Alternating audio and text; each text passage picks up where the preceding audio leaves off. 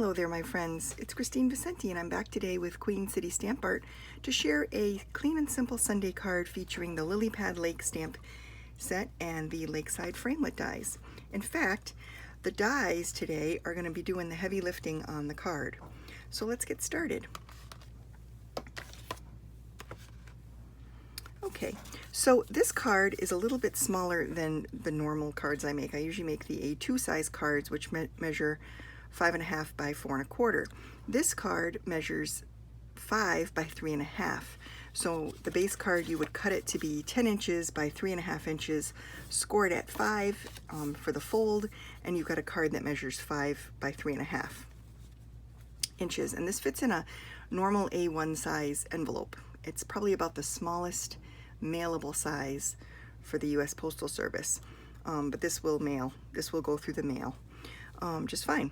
So today we're going to make a sympathy card. I think it's important to have sympathy cards on hand to send to people who've lost a loved one or friend. And so we're going to use this very sweet summary set to make a sympathy card. The sentiment, I don't know if you can read it, but it says, "Thinking of you with loving thoughts and prayers." And so it's perfect for someone who's going through something hard. So for this card, we're going to keep it really simple. We're going to stamp the waves, the little water feature here, and the sentiment, and the rest we're doing with die cuts. So let's start with the base card here. I have a fresh base card, and we're going to start with Pool Party ink. This is a very soft blue. It's probably one of my favorite blues in the whole color palette.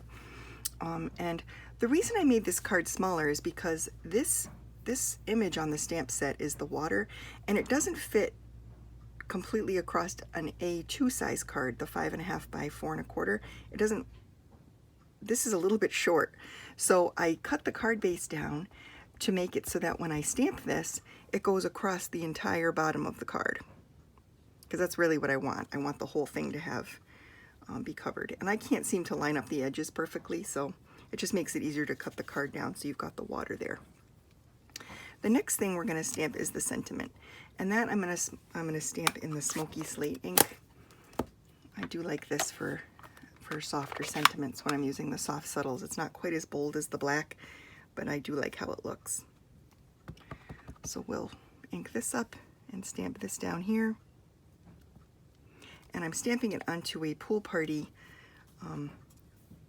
label shape that actually comes with the framelit dies. The shape is cut from the framelit die, so that's going to go there. And then the next thing we're going to stamp, or the last thing we're going to stamp, is the crane. And the crane we're going to stamp in the Memento black ink, because I'm going to be coloring him in with the blends markers.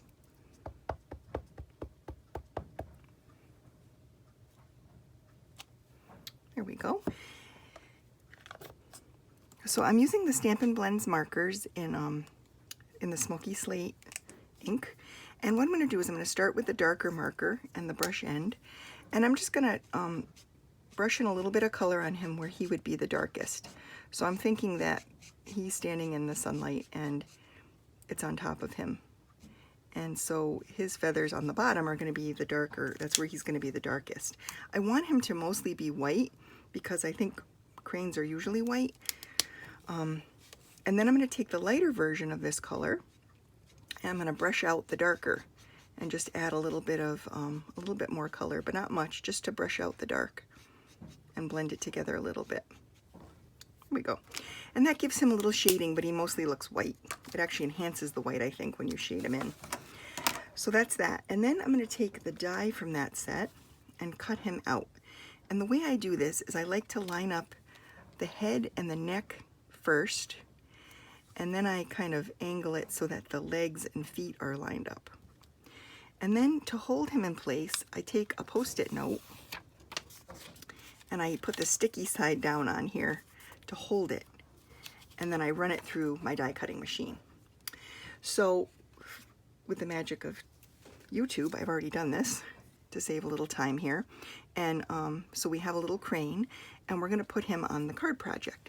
So we're going to keep this really simple today and just glue him down, completely down on the card, just flat like this.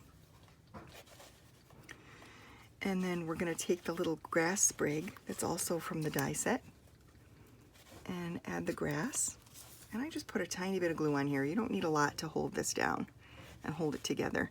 And I'm going to have him standing in the grass, so I'm just going to put this over his legs. And then for the sentiment panel, we're going to pop this up with a little bit of foam adhesive. If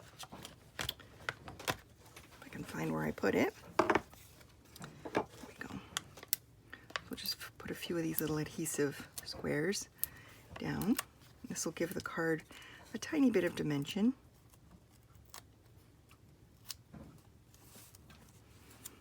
And then I'm going to center this along the bottom near the feet of the crane, like that. Now, that looks okay, but I think it needs a little something. And so today I thought we would use, instead of using those rhinestone gems that I normally use, I thought we would use some sequins. Now sequins are fun because they do catch the light. They're kind of sparkly. They're not wicked sparkly, but they do have some shine to them. And because they're faceted, they do catch the light. This happens to be the iridescent sequin assortment. We offer a couple of others too. The new Woven Threads suite in the brand new catalog has another color palette of sequins that are really pretty too. But I thought I would go with this iridescent pack because this has some kind of pool party colored sequins in it and some greens. So when I add sequins to a card, I usually will pick out the colors that I want to add. And these come in 2 different sizes, or 2 or 3 actually. There's like a large and a medium and a small, so I guess it's 3 sizes. And you just kind of have to pick through it to figure out which ones you want. So what I do is I like to lay them in place before I glue them down. So I take a few and just kind of put them out. And let's see, I want to do either a green or a blue one.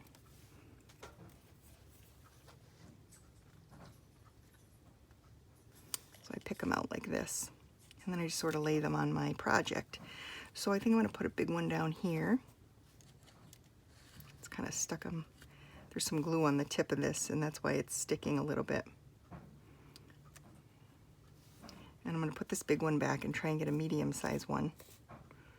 Sometimes what I do is I take the cover and I just pinch some out, and then I have less to deal with, and it makes it a little bit easier to pick out the size that I want. This medium one is perfect right here. There we go. And that's pretty good for like placement. And then to add these to a project, you can use glue dots. But because I'm using a tiny one, I think I'm just going to stick with the liquid glue because that almost makes it easier. So I'm going to pick it up with my left hand, put a dot of glue with my right, and then use my tweezers here to add it to the card.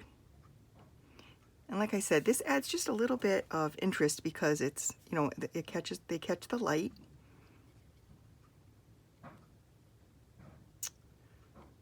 They're a little finicky here. But this glue does dry clear, so once you get it on your project, if you can, it'll stay in place. Oh my goodness.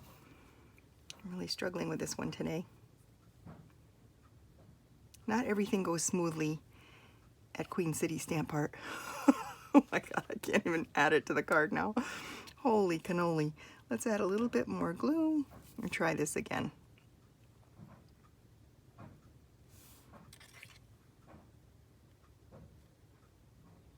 Very delicate work. There we go. I'm just gonna leave, oh shoot, I'm just gonna leave it alone now and leave it in place. And then the bigger one, this one should be a little bit easier to add. There we go, there we go. Excellent. Okay, so here we go. That's your finished card for today. So a really pretty, kind of clean, lots of white space. So I hope you enjoyed it. Despite my struggling with the sequins, they are a beautiful and very economical way to add some delight and, you know, texture and interest to the card. So thank you for watching today.